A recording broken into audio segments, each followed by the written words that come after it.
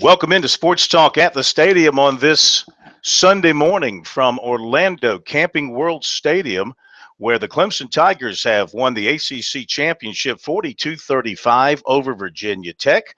The Tigers win ACC championships in consecutive years for the first time in 28 years. It's their 16th ACC championship overall, and the win puts them back in the college football playoff later on this month.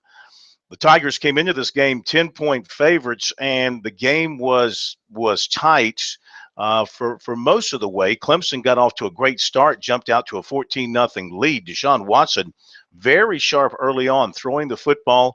The Tigers made it look easy and looked like it was going to be a rout, but it was anything but easy the rest of the way because Virginia Tech fought back behind their quarterback, Gerard Evans, who made a number of big plays on the Knights. And they did some crazy things. They faked a punt. They threw a handoff to the running back who threw a pass. They pulled out everything they could against the Tigers to get back in this thing, and they fought their way back into it. The Tigers were up 35-14, but still they had to come up with a great defensive play late in the ball game to avoid. Well, it wouldn't have been a tie because Virginia Tech's coach, Justin Fuente, said after the game that he was going to go for two if they had scored that touchdown late. So it was either win or lose on that play, and the Tigers got pressure on Evans, and he threw an interception to Cordray Tankersley, and the Tigers were able to run out the clock and seal the victory. I thought a key moment in the game was when the Tigers got the ball in the third quarter. They went in up 21-14, and the most momentum was on Virginia Tech's side, and Virginia Tech got the ball to start the second half, and they had to punt. But then Watson had an interception off a tip ball in the Clemson territory, and the Tiger defense was very good and forced Virginia Tech to punt after losing 5 yards on the series. And so with the football, the Tigers changed their strategy, and they went to running Watson with the football, and he broke off a couple of nice runs. Then he hit a couple of nice passes to Mike Williams, and the Tigers quickly got into the end zone, and they were up 2 touchdowns. And that sort of changed their offensive strategy at that point to get Watson more involved in the running game. He ended up rushing for over 80 yards, and he had over 300 yards of total offense. He accounted for 5 touchdowns. He was the game MVP. He was very sharp throwing the ball for the most part, but the game had its ebb and its flow, and at times the Tiger offense was getting a little bit stagnant. So obviously their coaches knew that in Virginia Tech's 3 losses this year, the opposing quarterback had rushed for over 100 yards. So it was time to get Watson going, and that also helped Wayne Gallman get going in the rushing game as well. So it turned out to be a very intense game and a very tight game and a back and forth game. But Clemson never let Virginia Tech get tied. Virginia Tech had the ball a few times late within 1 score, but they never could get it tied up there.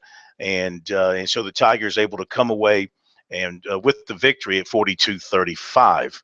So they're going to be in the college football playoff. We'll find out later this morning where they're going to be. Will they be number 3 and go out to Arizona, or will the committee move them up to number 2 since Ohio State didn't even make a championship game, assuming that Ohio State stays in the 4, which most people seem to think they will?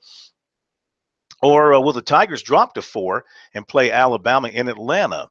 We'll have to find out, wait and find out today at about 12:30. Obviously, for the convenience of the fans, even though it's Alabama, I think if you ask most Tiger fans, they'd vote yes. Let's play in Atlanta at the Georgia Dome against Alabama and take our chances versus going way out to Arizona again and probably playing Ohio State. But that'll come down at 12:30.